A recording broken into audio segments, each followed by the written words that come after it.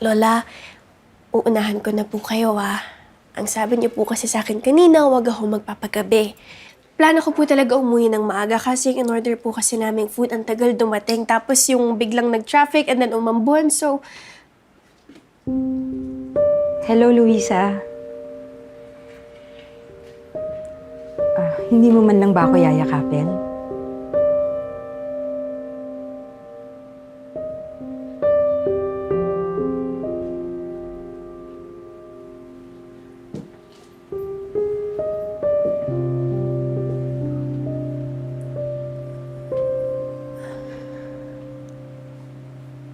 Why though? Ha? Bakit kita yayakapin? May special occasion ba? Or may achievement ka ba na bago? Anniversary niyo po ba ng asawa mo? Oh, alam ko na! Na-promote ka ba sa work? Is that it? Hindi naman. Naisip ko lang kasi, di ba? Ganyan yung ginagawa ng mga magnanay na matagal na hindi nagkita. Mrs! Yung sinasabi niyo na ginagawa ng magnanay na matagal na hindi nagkita, pang mothers and daughters yun na may bond. Wala po tayo nun eh. So, hindi yun bagay sa atin, yung mga hug-hug na yan. Alam ko na kung anong bagay sa atin. Appear? Yan, bagay pa sa atin yan. Appear. Appear. Never mind. Hindi rin pala bagay sa atin yun. Kasi hindi naman tayo friends eh. Luisa, pwede ba tayo mag-usap? Sorry po Sabi kasi ng guardian ko, si Lola Bella, wag na wag daw ako makikipag-usap sa hindi ko kilala. So, I don't talk to strangers.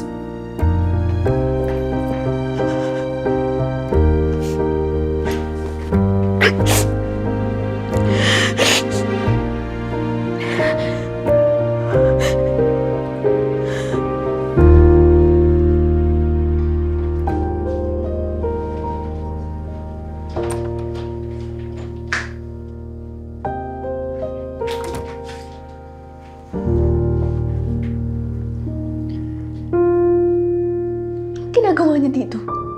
Alam mo kung darating siya? Hindi, nagulat nga ako. Sola, bakit nga siya nandito? Ano ba, niloko na ba siya ng asawa niya? Hiwalay na ba sila kaya nandito na naman siya sa akin? Sa atin? Nandito siya para sa'yo, Apo. Para sa akin? Para sa akin kaya siya nandito? Naku, para sa akin, bakit ngayon lang? Bakit kung kailan sanay na ako nang wala siya? Kung kailan hindi ko na siya kailangan, tsaka siya babalik?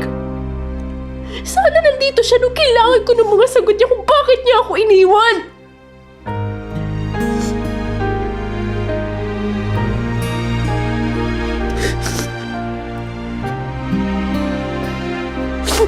Bakit ba siya nandito?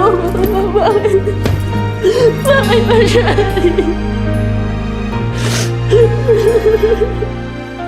Bakit ba siya nandito?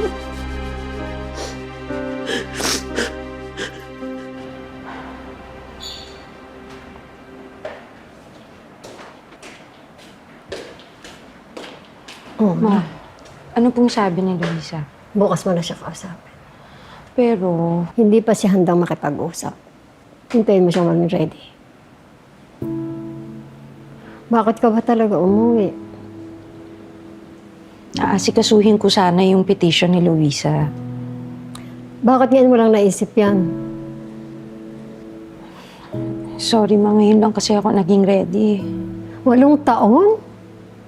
Ngayon ka lang naging ready? 8 taon kang hinintay ng anak mo.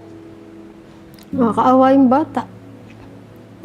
Kaya sana, matuto ka rin maghintay na maging ready siyang makipag-usap. Opo. Yun naman po yung plano ko.